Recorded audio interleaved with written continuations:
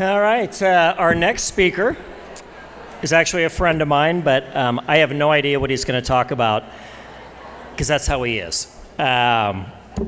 His introduction he sent me was 12 paragraphs long, but I reduced it to the captivating crooner of L-Town, Mike Semrad.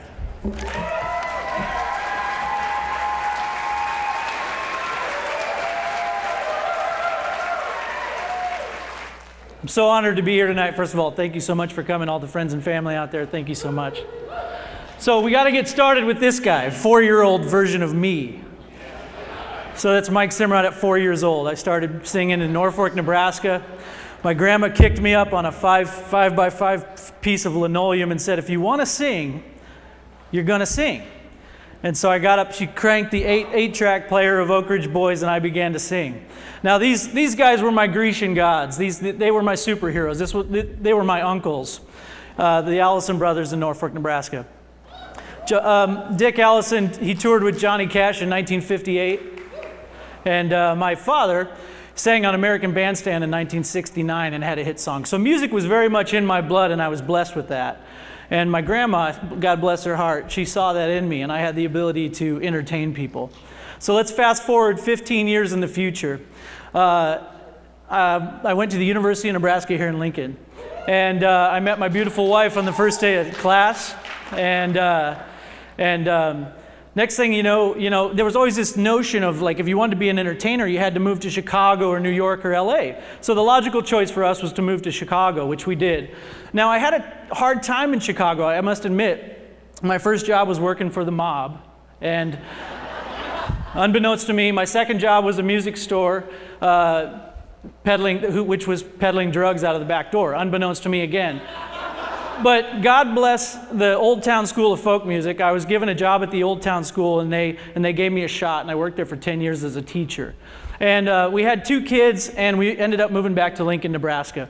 Now, I fell into one of the greatest communities of artists and musicians that I had seen in any of those 3 cities I just mentioned.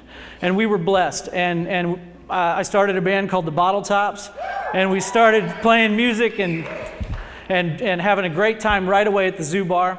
And Gerardo Meza from the Mescal Brothers goes, hey man, there's so many bands back here that you love. Why don't you try to get them into one place? And I said, that's a great idea, man. I think I'm going to start a record label. So I did. I started Sower Records, and S-O-W-E-R, Sower Records. And since then, we've put out 15 records on vinyl. And we're so excited. We love that medium of vinyl. It brings people together, and they listen to music finally.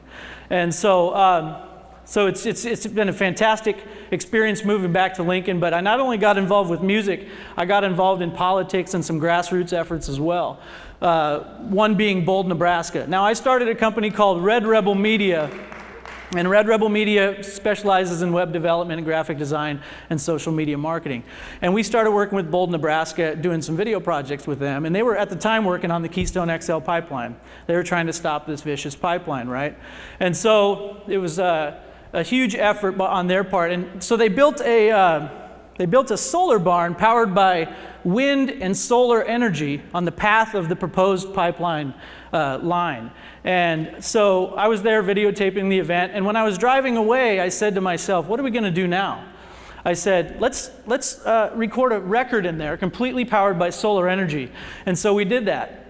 I took 10 bands out, and we began to record this record with 10 of my bands on my label.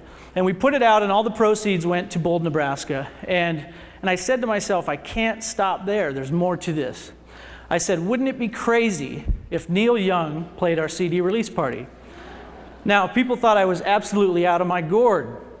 But some people reached out to some people, and a fellow named Art Tandrip gave up his land in Neely, Nebraska, and he went to Washington and met with Neil Young to bring him back. And Neil Young said, you know what, I will do that, but I'll not only bring myself, I'll bring my friend Willie Nelson. So we took 9,000 people out into a cornfield, and we did a show to raise money to stop the pipeline. Now, they raised so much money that they fought that thing to the death, and they put a stop to the pipeline.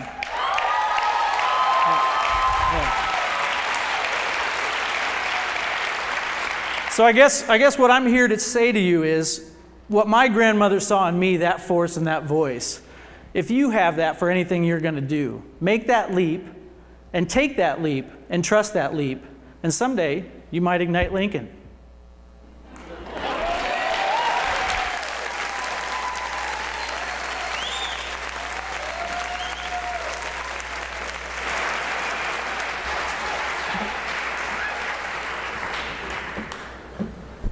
I definitely thank Mike for all his work on stopping the pipeline. There's certainly better forms of energy like wind power. I think wind power is a little strange. So have you noticed that there's wind power everywhere, but no one buys paperweights anymore?